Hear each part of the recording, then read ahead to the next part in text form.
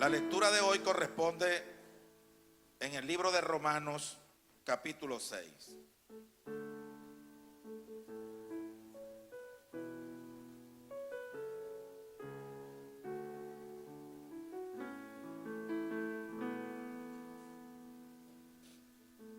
Romanos capítulo 6, vamos a leer desde el texto 3, tenemos varios textos a leer porque lo que vamos a hablar hoy necesita bastante Biblia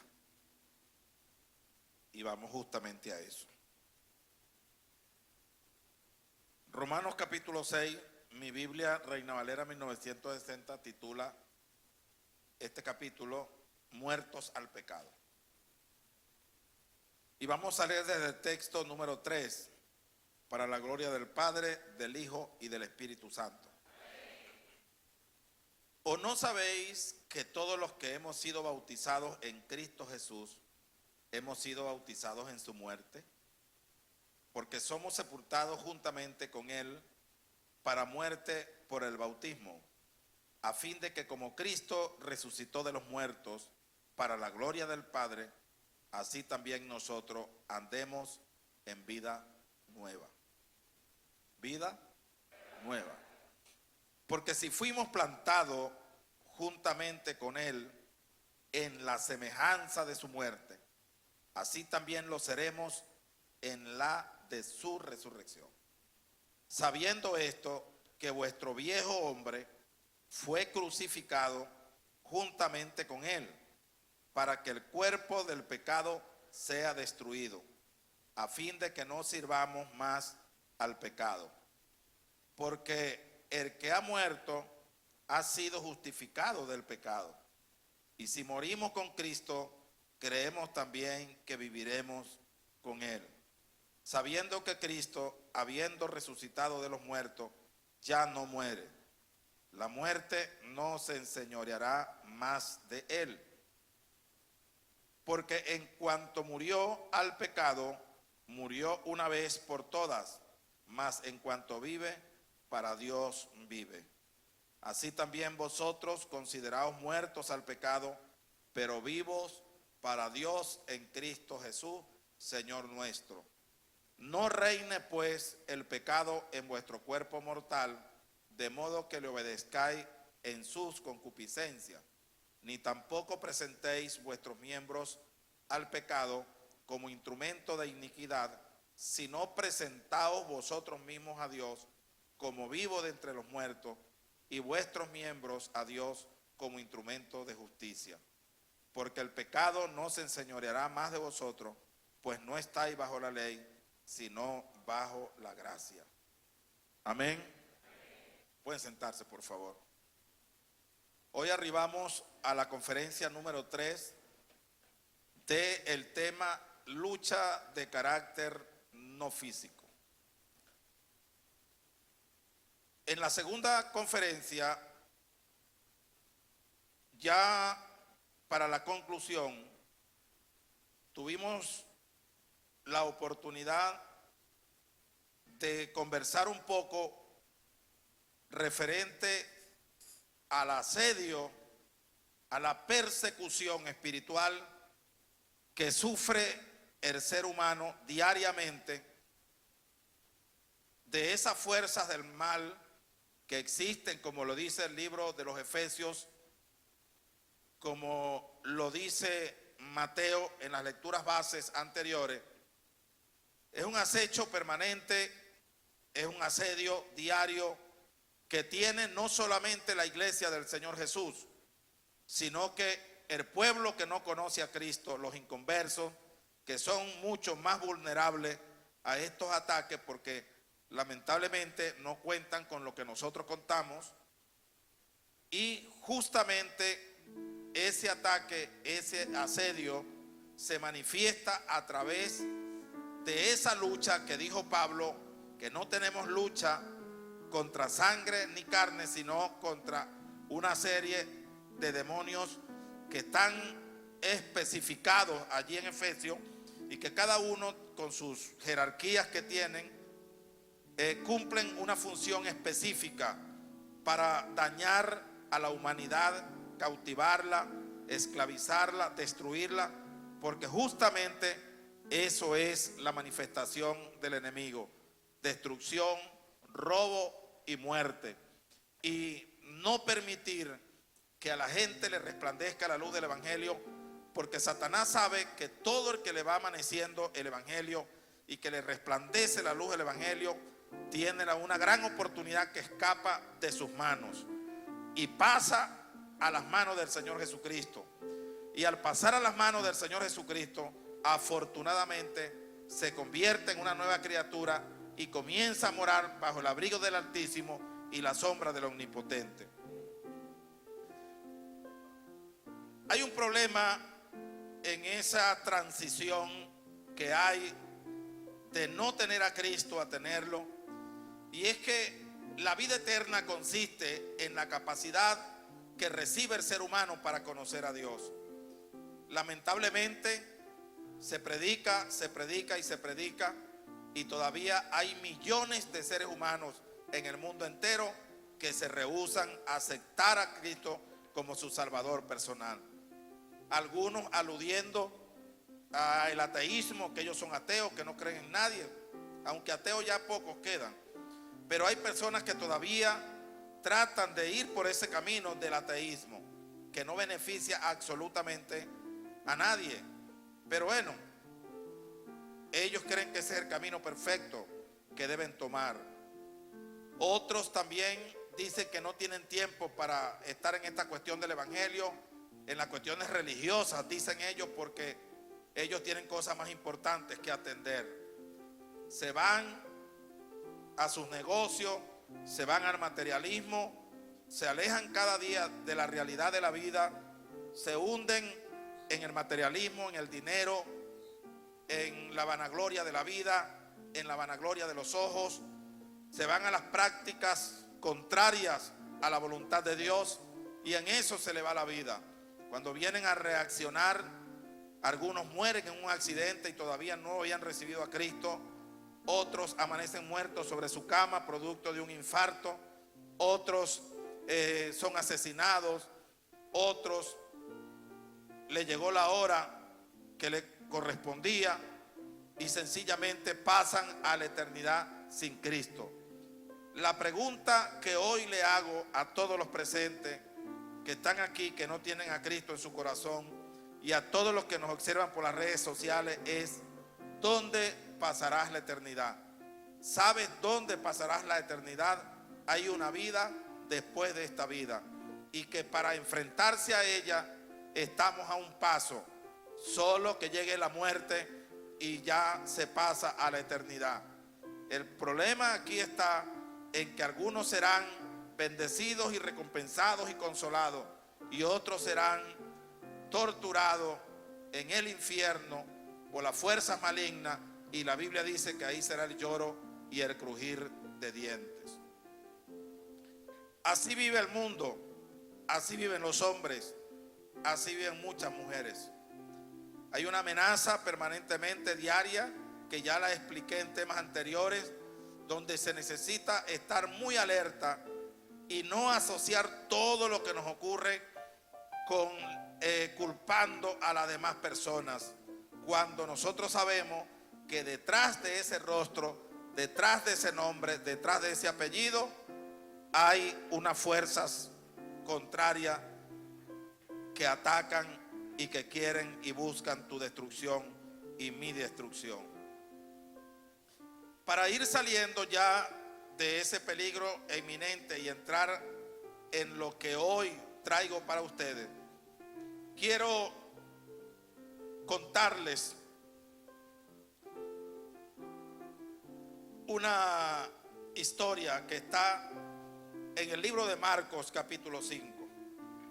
La Biblia dice que Jesús cruzó el mar hacia una región llamada Gadara.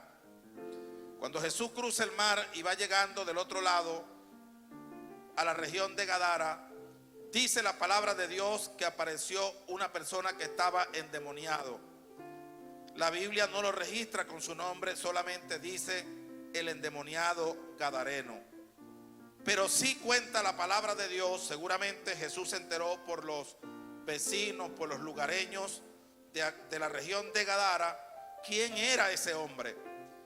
Pero yo quiero empezar, que no es lo más lógico, yo quiero empezar del final de la lectura hacia el principio de la lectura. Después que aquel hombre fue libertado, después que aquel hombre fue libre de aquel proceso demoníaco, dice la palabra de Dios que este hombre, al verse libre, al sentirse que es una nueva persona, le dijo a Jesús: yo quiero irme contigo a las misiones. Pero Jesús le dijo: no, ve a los tuyos. Esa palabra, ve a los tuyos, significa que este hombre tenía familia, tenía esposa, tenía hijos, tenía parientes. Ve a los tuyos y ve a tu casa, que significa familia, y cuéntale a los tuyos lo que Dios ha hecho contigo. ¿Por qué quiero empezar allí? Y no justamente en el comportamiento del hombre. Es porque yo quiero colocarlos a ustedes en una verdad que casi nadie cuenta al momento de hablar del endemoniado gadareno. Y es cómo era la vida del endemoniado gadareno antes de estar endemoniado. Tenía casa, tenía familia, tenía hijos, seguramente tenía nietos, tenía su grupo familiar, seguramente tenía trabajo también. Es posible que fuese un obrero, como puede ser posible que también haya tenido la oportunidad de tener una profesión en aquel tiempo que también existían, tener un alto cargo. No sabemos qué cargo a nivel laboral tenía este hombre, pero lo que sí podemos descifrar a través de los contextos que lo rodean es que este hombre no todo el tiempo estuvo endemoniado. Este hombre hubo una etapa que estuvo sano, que estuvo libre y que fue un buen ciudadano, que fue un buen esposo, que fue un buen padre, que fue un buen trabajador. Pero lamentablemente existe lo que le acabo de decir más temprano cuando tomé el micrófono y comencé la conferencia, y es que hay un peligro que rodea al ser humano permanentemente las 24 horas del día. Ese peligro es de estas luchas de carácter no físico que no se pueden ver, pero que suceden, y que existen los diferentes enfoques, bien sea biológico, bien sea fisiológico, bien sea psicológico, que ya los estudiamos acá, que ellos tienen su postura referente al comportamiento del ser humano, y mucha gente dice: bueno, pero yo cuando conocí a este hombre, cuando conocí a esta mujer, era otra persona, hoy está irreconocible. No sé si ustedes han oído esas expresiones. Esta persona no es ni la cuarta parte de lo que era cuando yo lo conocí. Tan bueno que era esa mujer, tan bueno que era ese hombre, tan responsable que era, tan cariñoso con su familia. Un hombre que con la sociedad estaba compenetrado, lo amaban, lo querían, pero ahora no es ni la sombra de aquel hombre exitoso, de aquella mujer exitosa que un día conocí. Ahí comienzan la gente a especular y a fijar posición referente a ese cambio tan drástico que hubo en la vida de esa persona.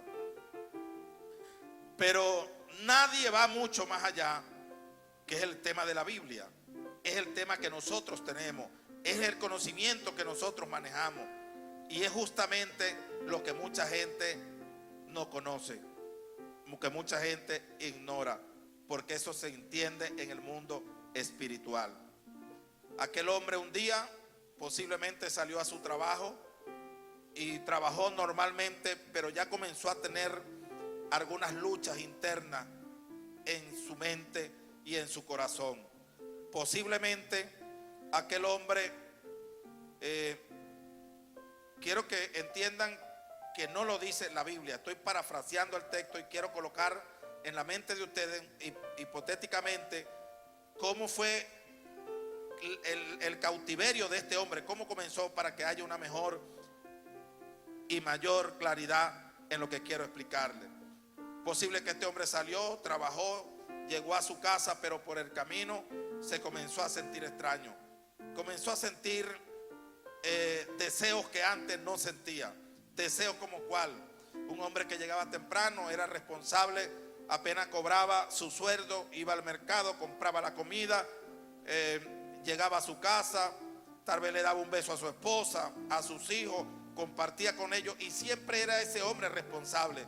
Pero un día se sintió solo, un día se sintió mal, tuvo un problema en el trabajo que lo hizo sentir que necesitaba alejarse de su hogar un momento para supuestamente meditar en su problema, pero que él sabía que necesitaba algo que lo estimulara a poder sentirse bien, porque él humanamente ya no tenía autocontrol, ya necesitaba de tomarse algo, de vivir una nueva experiencia que le permitiera poder tal vez llenar ese vacío que sentía en su alma.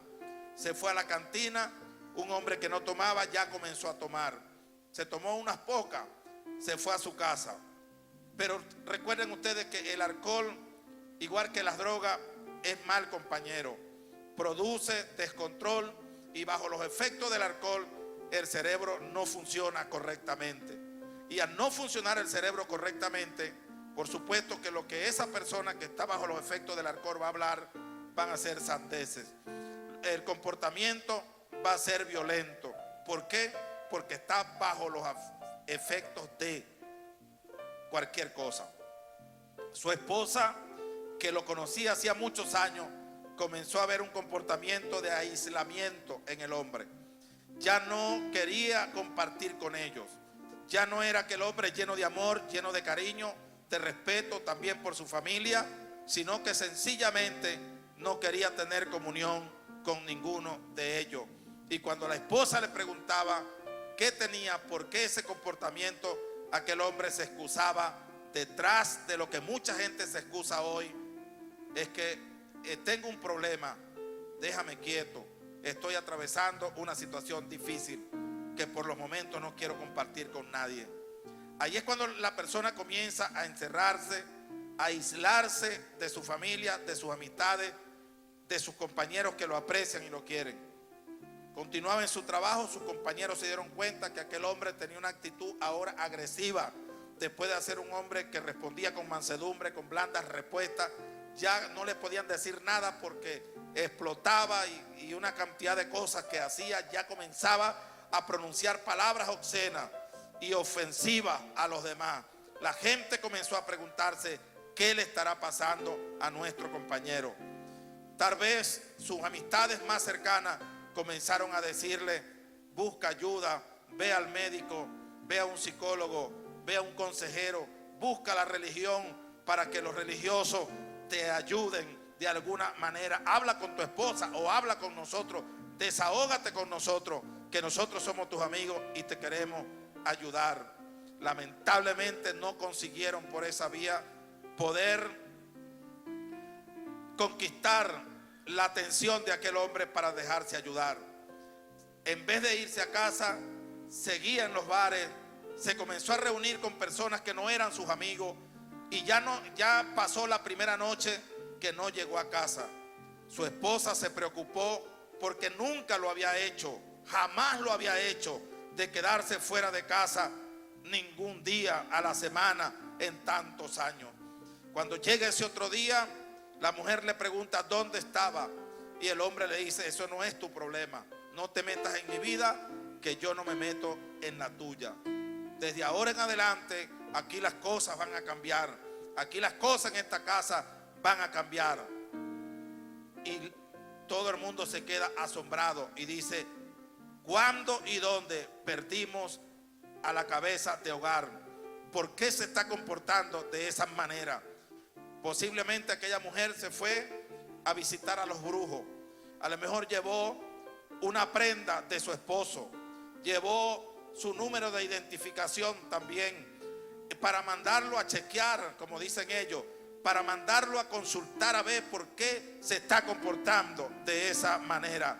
El brujo de inmediato le dice lo que todos los brujos le dicen a las mujeres cuando tienen problemas con los esposos: lo que pasa es que él tiene otra mujer.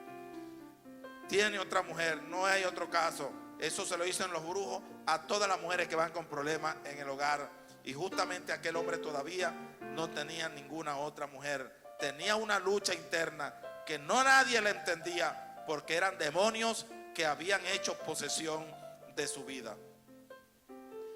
Le mandaron algunos sahumerios y cuestiones, baños que la gente hace y prácticas diabólicas de brujería, pero eso no funcionó. Cuando la mujer quiso reclamarle a aquel hombre, la agredió físicamente, cosa que jamás había hecho. Y la mujer llorando se preguntaba, ¿de dónde mi esposo aprendió todo este desastre que tiene, todo esto, esta conducta tan mala que está presentando aquí? Y seguramente comenzó a sufrir junto con sus hijos los golpes de este hombre endemoniado en la región de Gadara. Salió al trabajo un día, no llegó a cumplir con sus responsabilidades, porque sencillamente cada día era más cautivo de su situación demoníaca espiritual. No volvió más a su casa. Logró llegar a su casa unas semanas después. La esposa le dice, ¿y no te vas a bañar? ¿No te vas a cambiar? Él le dice, yo no tengo necesidad de bañarme, yo no tengo necesidad de cambiarme. Es más, me llevo todas mis pertenencias porque yo no quiero vivir más en esta casa.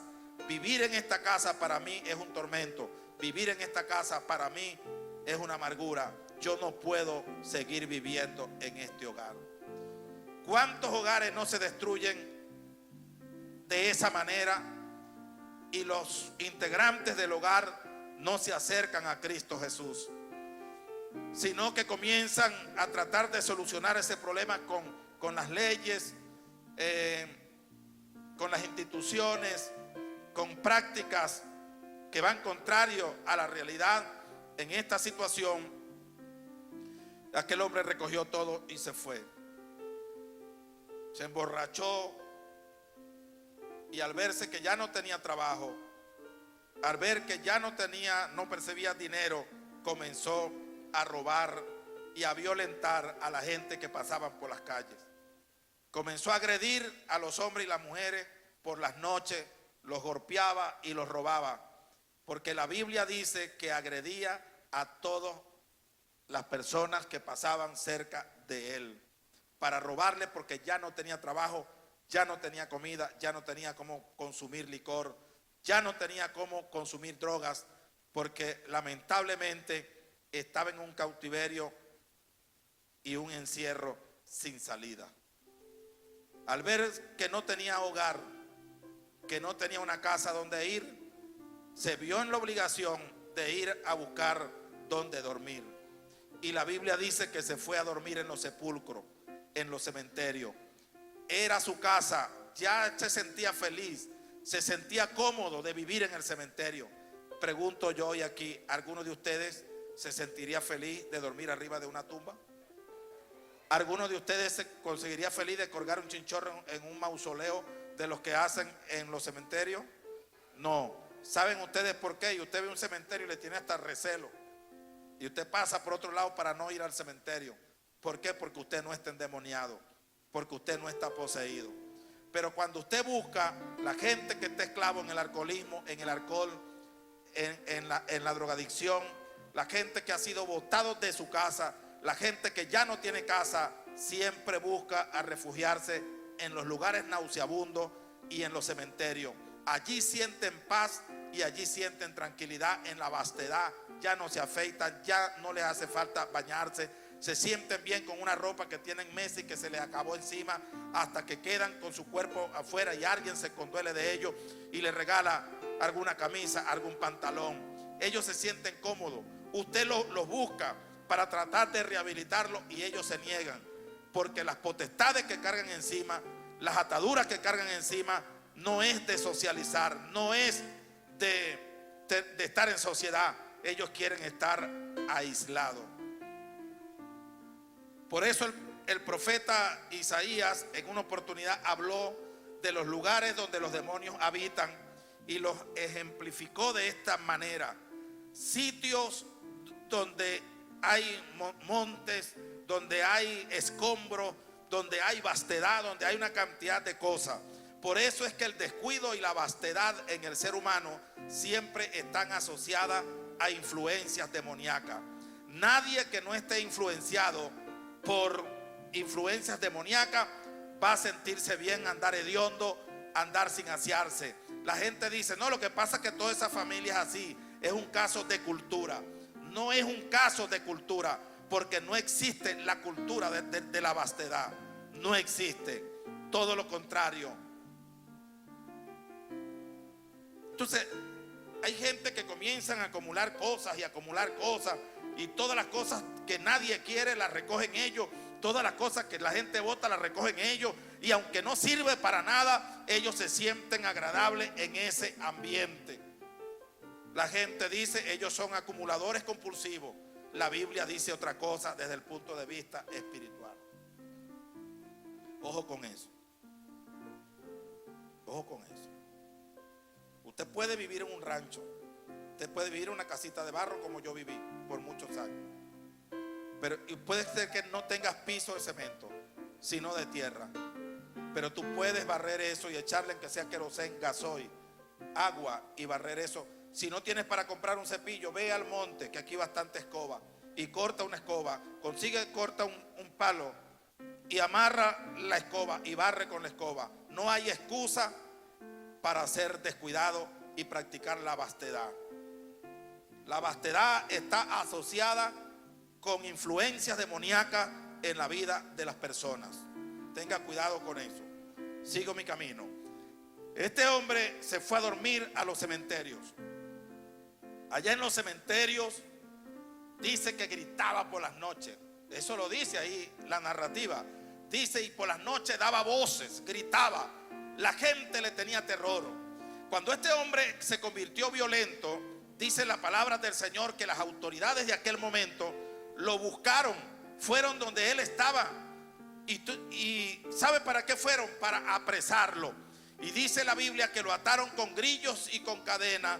Pero este hombre, con una fuerza descomunal, rompía las cadenas y los grillos y golpeaba a los oficiales y a todas las autoridades de aquel tiempo. La violencia es influencia demoníaca. Venga de donde venga y tenga el nombre que tenga el que la practique. La violencia no viene de Dios. La violencia son influencias demoníacas en la mente y en el corazón del ser humano, en su sistema nervioso, que lo controla y lo pone a agredir a las demás personas.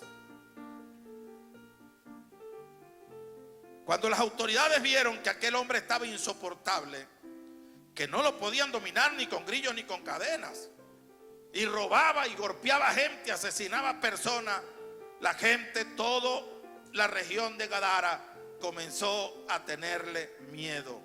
Imagínense ustedes cómo estaría el corazón de aquella mujer, de aquellos hijos, cuando comenzaron a ver y a oír lo que aquel hombre hacía. Sus compañeros, su madre, su padre, si estarían vivos, sus hermanos, sus familiares, y se convirtió en un hombre temible, no por sus capacidades intelectuales, sino por sus capacidades de violencia, producto a que este hombre tenía aproximadamente de 2.000 a 2.500 demonios en su cuerpo.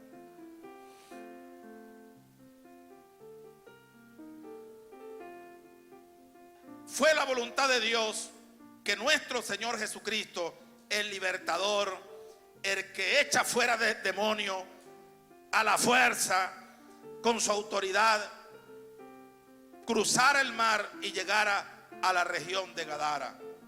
Cuando Jesús llega a la región de Gadara, no lo salió a recibir el alcalde, no lo salió a recibir el gobernador, no salió a recibir la autoridad única de educación, ni de la autoridad de la seguridad. Lo salió a recibir un hombre maltratado, calavérico, que se le podían contar los huesos de su costilla, un hombre con ojera, un hombre partido y remendado por todos lados, con cicatrices, un hombre que botaba espuma por la boca, un hombre que lloraba de angustia, un hombre que gritaba de dolor. Y llegó justamente cuando vio a Jesús que cruzó, y Jesús colocó los pies en la región de Gadara. Aquel hombre llegó, y cuando vio a Jesús le decía: no nos eche de este lugar, no nos queremos ir del cuerpo de este hombre. ¿Saben ustedes quién hablaba? No hablaba el gadareno. Ciertamente la voz que utilizaba y la lengua y la boca que utilizaban los demonios era la de aquel pobre hombre, pero lo que hablaban eran los demonios que estaban dentro de él, y le decían: Señor, no nos eches de este cuerpo, ¿por qué viniste a atormentarnos? Le llegó la hora de la libertad y la liberación. Levanta tu mano y alaba la gloria de Dios en esta preciosa mañana. Mi alma alaba a Dios, aleluya. Mi alma glorifica el nombre del Señor. Y dice la palabra que aquel hombre que nadie lo pudo dominar, aquel hombre que nadie lo pudo dominar ni con cadena ni con grillo, cayó él mismo postrado de rodillas delante de la presencia del Señor Jesús, porque la Biblia dice que toda rodilla se doblará delante del Señor Jesús. Aleluya. Bendito sea Dios, qué hermoso mi Jesús. Y dice que Jesús, viendo a aquel hombre, le decía a los demonios, aquellos que están detrás del rostro demacrado y golpeado de aquel pobre ser humano: salgan de él, salgan de él. Jesús le dijo: ¿cómo se llaman? Los demonios dijeron: nosotros nos llamamos Legión. Y de acuerdo a algunos estudios, algunas investigaciones que uno hace, justamente una legión del Imperio Romano y de aquellos tiempos eran de 2.000 a 500 soldados. Y cuando hablaba de una legión, estaba hablando justamente de la cantidad de demonios que este hombre cargaba encima.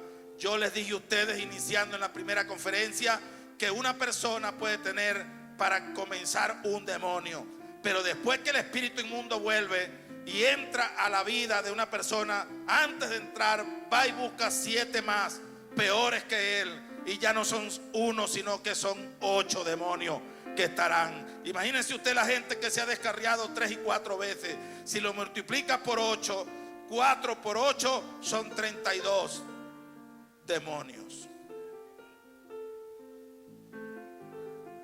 Yo lamento informarles eso, pero es la matemática de la Biblia. Es la revelación de Dios a través de su palabra.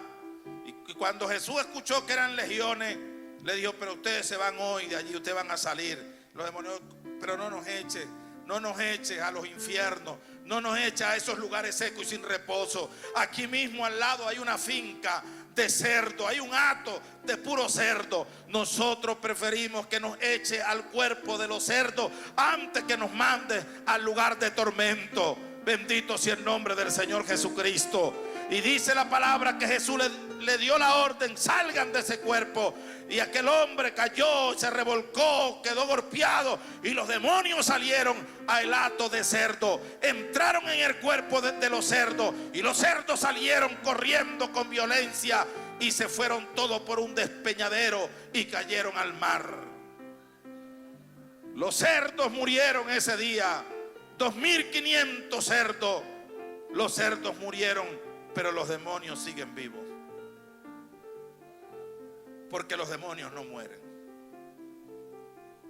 Los demonios son seres espirituales que no se pueden ver, pero operan, y son los que operan estas luchas de carácter no físico. No sé qué puede estar sintiendo usted en los últimos días. Usted que está sintiendo abandonar a su familia, usted que está sintiendo, se está sintiendo incómodo en su casa. Hay gente que dice: yo me siento mejor en otro lado que en mi casa. Tenga cuidado, usted está siendo influenciado por demonios, por fuerzas del mal. Se lo digo con toda responsabilidad. El pastor Wilmer Romero, no hay un lugar, y mi esposa lo sabe, no hay un lugar que se sienta mejor que en su casa.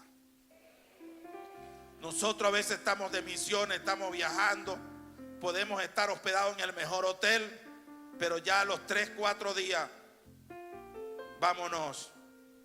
A veces soy yo, a veces mi esposa. Vámonos para la casa. Ya no podemos, no nos sentimos bien andando más por aquí. Tantos días en la calle, en la casa, donde habita Jesús y donde está tu familia. Cuando usted comienza a oír una persona que dice que no se siente bien en su casa, en esa casa hay influencia demoníaca. Y esa mujer y ese hombre anda ya atormentado por espíritus del mal. Cuando la gente comienza a decirle a su pareja, vamos a darnos un tiempo porque no nos estamos entendiendo, yo creo que lo mejor es que nos separemos un tiempo a ver qué pasa. Allí hay influencia demoníaca.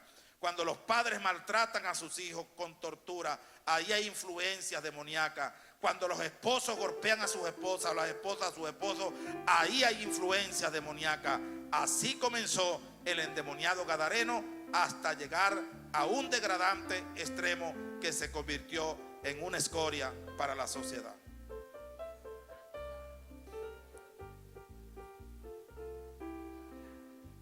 Sí, así es. Hay que tener mucho cuidado con eso. El caso está que muchos predicadores de hoy dedican tiempo a hablar de otras cosas y no hablar de la esencia de la vida cristiana, donde están involucradas esta serie de situaciones. Ese peligro existe para el inconverso y para el evangélico también. Usted dice, pastor, ¿y cómo funciona para llevar un evangélico a ser inconverso otra vez? Sencillamente, lo primero que hace Satanás es robarte la oración y la lectura de la palabra. Eso no se lo roba más nadie sino Satanás. Después que te roba la oración y el estudio de la palabra, tu devocional, te quita el gozo. ¿Por qué? Porque la salvación produce gozo. El gozo del Señor es nuestra fortaleza. Entonces, cuando el diablo te roba el gozo, a ti ya no te interesa si vas al culto, si no vas al culto, si oras, si no oras, si lees la Biblia o no la lees, si compartes con los hermanos la comunión con la iglesia. Ya no te importa absolutamente nada. Y por eso el apóstol escribe y dice, no dejen de congregarse, como muchos ya tienen por costumbre, sino exhórtense los unos a otros, y tanto veis que aquel día se acerca. ¿Cuál es aquel día? El día de la venida del Señor Jesucristo, de la redención. Entonces, cuando usted siente que ya no le hace falta estar aquí, que ya usted siente aburrimiento un día como este, cuando estamos oyendo una palabra, cuando ya usted siente aburrimiento en una hora, ya en un culto, tenga cuidado, porque está siendo influenciada o influenciado terriblemente por demonios. Y ese demonio no vino solo, ese demonio trajo todos los que te van a cautivar después que estés en el mundo. Y por eso es que el descarriado se le hace tan difícil levantarse. Él dice, yo quiero, pastor, yo sé que la Biblia es la verdad, yo sé que lo que usted predica es la verdad, y los chorros de lágrimas, pero hay algo en mi vida que no me deja levantarme. Así comienzan a hablar la gente que cae en la tibieza espiritual en las iglesias. Van los ancianos, va guerra espiritual, van los pastores, van los ministros, le oran, lo ungen con aceite y dice, yo voy, espérenme en el culto, y no aparece. Y cuando tú le consultas por qué no fuiste, te quedamos esperando, dice, es que hay una fuerza en mí que no me deja salir, que no me deja levantarme. Simple y sencillo, son demonios que ya están tomando posesión de tu vida. Y son los demonios que te van a llevar al mundo. Y son los demonios que te van a poner a fumar droga otra vez. Y son los demonios que te van a tirar a la calle. Y son los demonios que va a destruir tu casa.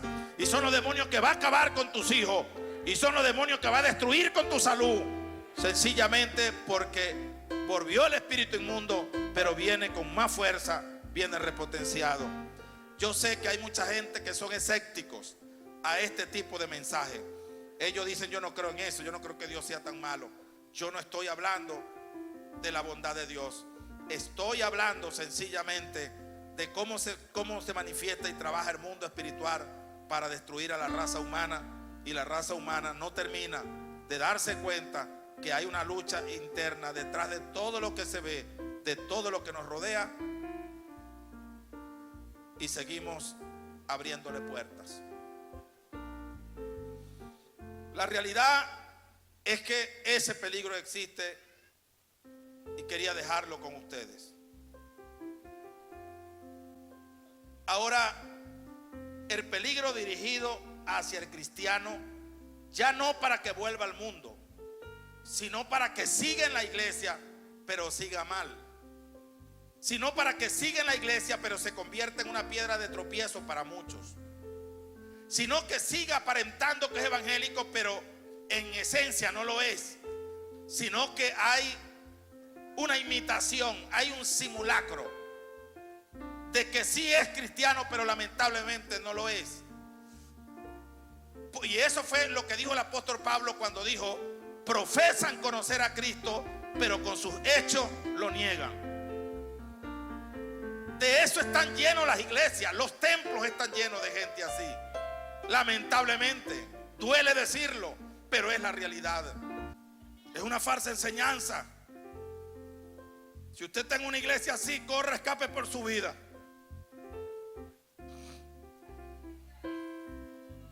¿Qué es eso? Los últimos tiempos, donde muchos apostatarán de la fe. Te bautizas, viene la administración de la cena. El Señor Jesús dice que debes tomarla. ¿Por qué? Porque Él la tomó y dijo: ejemplo yo les dejé para que como yo hice vosotros también hagáis. Por allí. Entonces viene la dinámica espiritual, la manifestación de gloria de la Santa Cena. Este pan simboliza mi carne, dice Jesús, y este vino simboliza mi sangre. Tómenla, ustedes están en el nuevo pacto. Luego que les dice eso queda una práctica en la iglesia primitiva. Pero antes de la iglesia primitiva, Pablo dice: como la recibí del Señor, yo se la enseño a ustedes. ¿Qué dijo Jesús de la Santa Cena? Dijo: el que come mi carne y bebe mi sangre tiene vida eterna, y yo le resucitaré en el día postrero. Porque mi carne es verdadera comida y mi sangre es verdadera bebida. Entonces, ¿cómo que no tomo la Santa Cena? ¿Cómo no? Que este mes me voy a abstener. No, que voy a pasar 3 meses, que voy a pasar 6 meses. Tenga cuidado. Tenga cuidado con eso.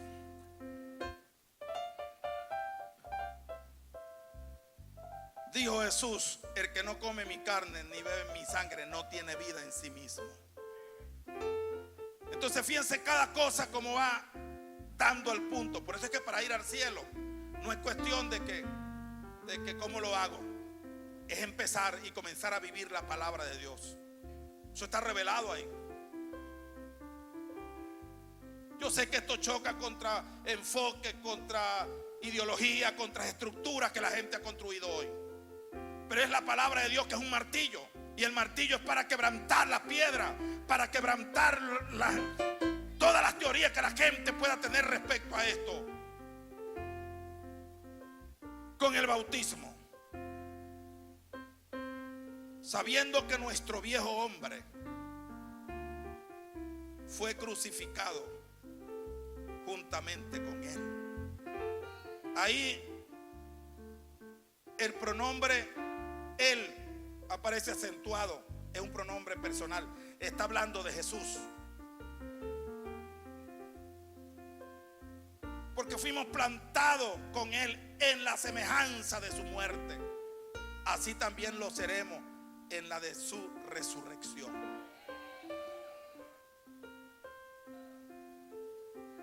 El viejo hombre fue crucificado juntamente con él para que el cuerpo del pecado sea destruido, a fin de que no sirvamos más al pecado. Entonces, ¿qué nos quiere enseñar la palabra de Dios con eso? Que si yo soy cristiano evangélico, profeso serlo, redimido por la sangre de Cristo, que Cristo transformó mi vida, ¿Cómo se explica que mi comportamiento no se corresponde con esa realidad? ¿Cómo se explica que sigo mintiendo? ¿Cómo se explica que sigo fornicando? ¿Cómo se explica que sigo adulterando? ¿Cómo se explica que sigo robando? Y profeso ser, aleluya. Ese cuerpo de pecado tiene que ser destruido. Mundo, si a usted le hace falta todavía algo que usted practicaba en el mundo para sentirse bien aquí, usted le falta mucho para consagrarse. Le falta.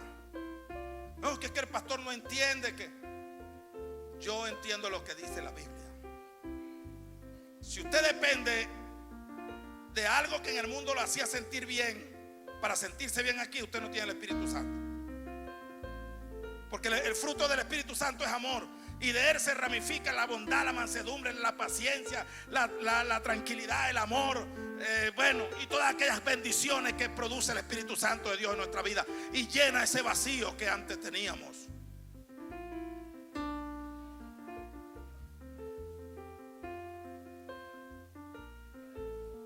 Es así, mi gente bella. Es así. Sigue diciendo Pablo: porque el que ha muerto ha sido justificado del pecado, y si morimos con Cristo, creemos que también viviremos con Él. Si no morimos con Cristo, no viviremos con Él. Sabiendo que Cristo, habiendo resucitado de los muertos, ya no muere. Por cuanto Él murió al pecado, murió una vez por todas. Es decir, yo tengo que morir una vez y ya. Ah, no, pero soy evangélico. A los 3 años me tiré una cervecita, porque por ahí dicen que el peligro es emborracharse. Tengo una segunda pareja aparte de la mía, porque bueno, usted sabe que entre las luchas y los procesos y las pruebas, yo no puedo morir 2 veces. Yo tengo que morir una vez. Porque si mi muerte es semejanza de Cristo, y Cristo murió una sola vez, usted no puede estar muriendo todos los fines de semana. No, cada momento, ay pastor, óreme que pequé, ay pastor, libéreme que pequé. No, no, no. Hay que morir una sola vez. Porque dice que somos semejantes a Cristo en su muerte. Y es cuando yo les dije que si el mundo nos busca, no nos va a conseguir. Cuando muere una persona, en la realidad, en el mundo físico normal, a la familia le dan un acta de defunción. Ciertamente, el acta de defunción es un aval donde la nación entera y las instituciones, llámese seguro social, llámese pensiones, llámese vivienda, una cantidad de cosas que estaban a nombre del difunto. Que me corrijan los abogados que están aquí, yo no soy abogado, pero conozco algunas cosas. Es un acta que especifica que ya esa persona, su tanejo, ya no existe. Y por lo tanto, de allí en adelante, si hay herederos universales, se comienza un proceso para la gerencia, y más cuando no hay un testamento realizado. Pero ya, por ejemplo, la institución que le pagaba la pensión lo va a sacar porque murió. Todo, ya ese ser humano no existe. Eso se llama acta de defunción. Dejó de funcionar. Cuando nosotros nos entregamos a Cristo, que llegamos al Evangelio, nosotros dejamos de existir para el mundo. El mundo nos busca y no va a conseguir a Wilmer Antonio Romero, no lo va a conseguir. Porque Wilmer Antonio Romero hace 43 años que murió para el mundo. Y ya yo no existo para el mundo. Dirá, pastor, pero vives en el mundo. Ciertamente, estoy en el mundo, pero no soy del mundo. Eso el creyente santo tiene que entenderlo. entonces, como yo no soy del mundo, yo no puedo sentirme bien en una fiesta con los mundanos. Yo no puedo hacer lo que los mundanos hacen. Yo no puedo practicar lo que los mundanos practican. Yo no puedo hablar como ellos se expresan. ¿Por qué? Porque ya yo morí para ellos. Puedo tener conocidos, puedo tener compañeros, puedo tener colegas en mis labores, a los vecinos, pero ya yo no soy del mundo, porque hoy tengo una patria y mi patria es celestial, como dice en el libro de los Hebreos capítulo 11. Y todos los que murieron no recibieron lo que les había sido prometido, sino en parte, pero murieron saludándolo, porque ellos esperaban una patria donde el cuyo constructor se llama Dios. Y ahí es donde sufre mucha gente que dice: yo no sirvo para ser evangélico, porque es que yo no aguanto lo que los evangélicos aguantan.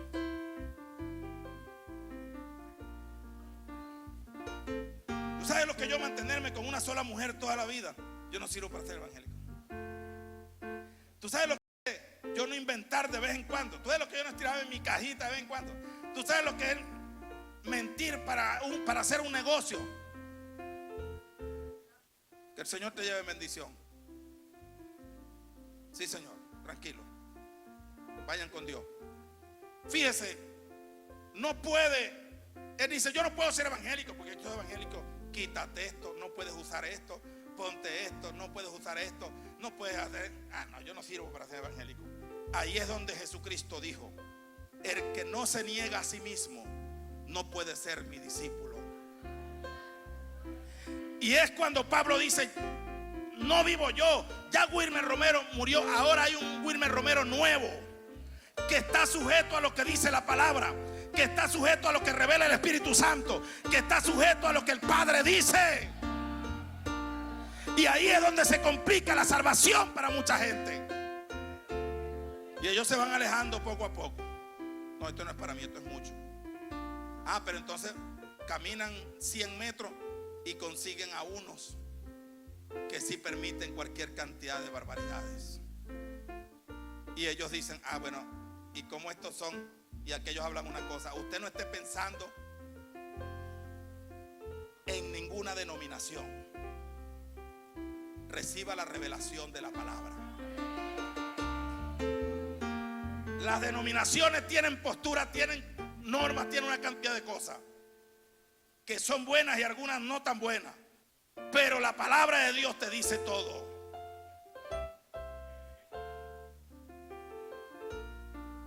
Que cuando te busque el mundo no te encuentre. Ahí comienzan: este desde que se arrepintió ahora se cree más santo que los demás. Este de que arrepintió se cree un santurrón. Este de que arrepintió se cree una gran cosa. Déjalo que sufran, porque el mundo jamás amará a los que no son suyos.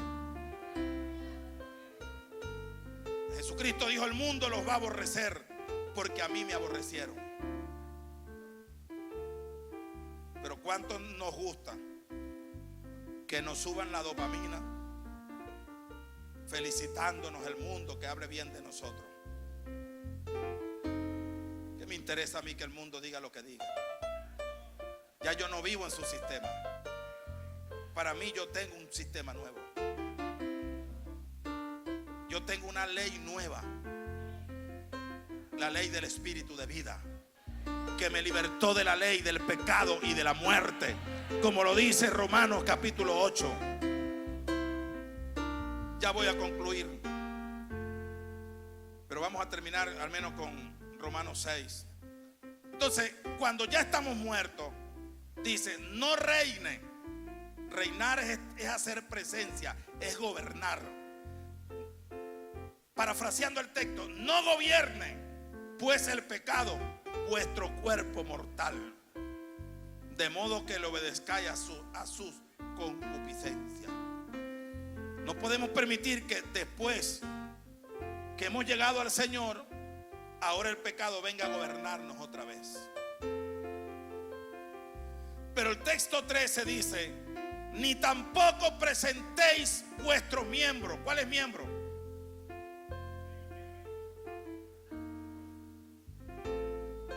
No presentéis vuestros miembros al pecado como un instrumento. Esos instrumentos no sirven para nada si no lo toca alguien, si no lo gobierna alguien que lo sepa tocar. Entonces, tus miembros, tu lengua, tus manos, tu conocimiento, tus oídos, tu sentido, todo tu cuerpo, no lo pongas a disposición del pecado como un instrumento de iniquidad. Sino presentaos vosotros mismos a Dios como vivos de entre los muertos. Es decir, la diferencia que se marca de un cristiano evangélico a un mundano. Ellos están muertos en delitos y pecados, nosotros estamos vivos. Marca la diferencia, dice el apóstol. Preséntate ante Dios como vivo entre los muertos, y vuestros miembros a Dios como instrumento de justicia, porque el pecado no se enseñoreará de vosotros, pues no estáis bajo la ley, sino bajo la gracia.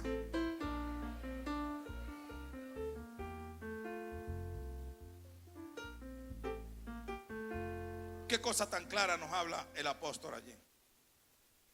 Ahora, los demonios dirigen su trabajo hacia la iglesia, los cristianos, para que el cristiano no separe lo santo de lo profano, para que el cristiano sea una mezcla en vez de ser una nueva levadura, para que el cristiano no distinga cuáles son las cosas correctas e incorrectas.